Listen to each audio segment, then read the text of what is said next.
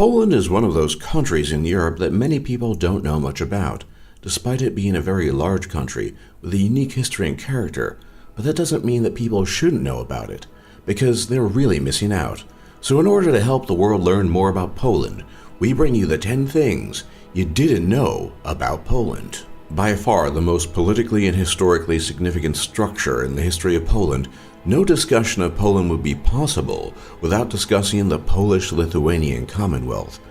The Polish-Lithuanian Commonwealth existed from the years 1569 to 1795 and could be classified as a dualistic state and bi-confederation that was ruled by a single monarch who was simultaneously the King of Poland and the Grand Duke of Lithuania. A vanguard for political differentiation in its time, the Commonwealth was characterized by strict checks and balances on the power and authority of its monarch in a time when absolute monarchy was the prevailing trend throughout much, if not most, of Europe. In this light, the Commonwealth could be seen as a precursor to the modern concept of a constitutional monarchy, where the Szlachta, or nobility, presented legislation to curb the potential abuse of power by the monarch.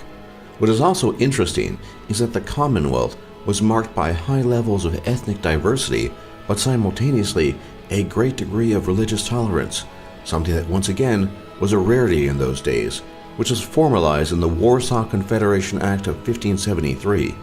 In addition to its political innovations, the Commonwealth was a great source for the fusion of East Orthodox and Latin culture, creating many timeless pieces of art and music, the likes of which could not be found in Western Europe. However, as with all great political experiments, it too fell to the ravages of time and became increasingly weak and less prosperous, leading to partitioning in the 18th century by Austria, Prussia, and the Russian Empire. When compared to much of the rest of contemporary Europe, one thing about Poland that immediately comes to light is just how much more religious, and in particular Catholic, Poland is as a nation. While it is true that such places as Spain and Italy are nominally Catholic, they lack the same solemnity and earnestness that Poles bring to the table when it comes to Christianity. Fully 87.5% of the population is Catholic, with almost as many regularly attending church services.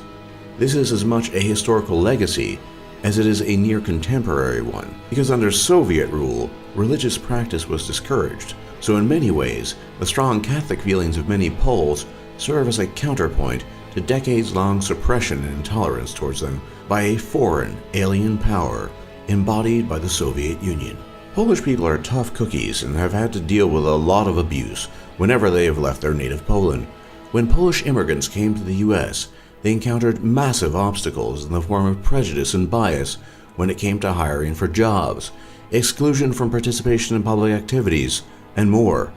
Much more recently, Poles in the United Kingdom have faced bias and persecution in the aftermath of the Brexit vote, with one Polish man being beaten to death by a pack of native British thugs. Particularly in the United Kingdom, Poles are perceived as job thieves as they come and do cheap labor for lower wages than the British, while at the same time being both hardworking and reliable. This combination leads to resentment and distrust, but throughout time, the Poles have shown themselves to have an indomitable spirit that can face any challenge, and this is just one more in their long history. It might be surprising, but what is possibly the greatest game developer in the history of game development is based in Poland. Most prominently known for their in-game realization of the series of books revolving around the Witcher, Geralt of Rivia, written by the Polish author Andrzej Sapkowski. CD Projekt Red has amassed a reputation that no other AAA gaming developers managed to achieve.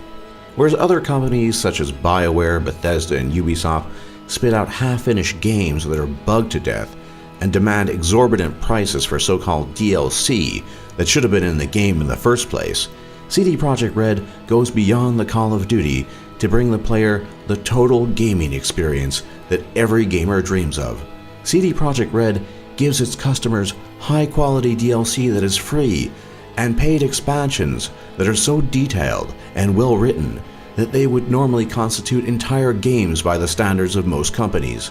Founder Marcin Iwinski has publicly shared that the honest and dedicated work ethic CD Projekt Red brings to the table makes shareholders often want to leave, but he and his team stick to their guns because they know that quality and a reputation for integrity will keep CD Projekt Red successful for decades to come, and will always command the true respect of PC gamers everywhere. Not many people know about Polish food, but it is both delicious and unique.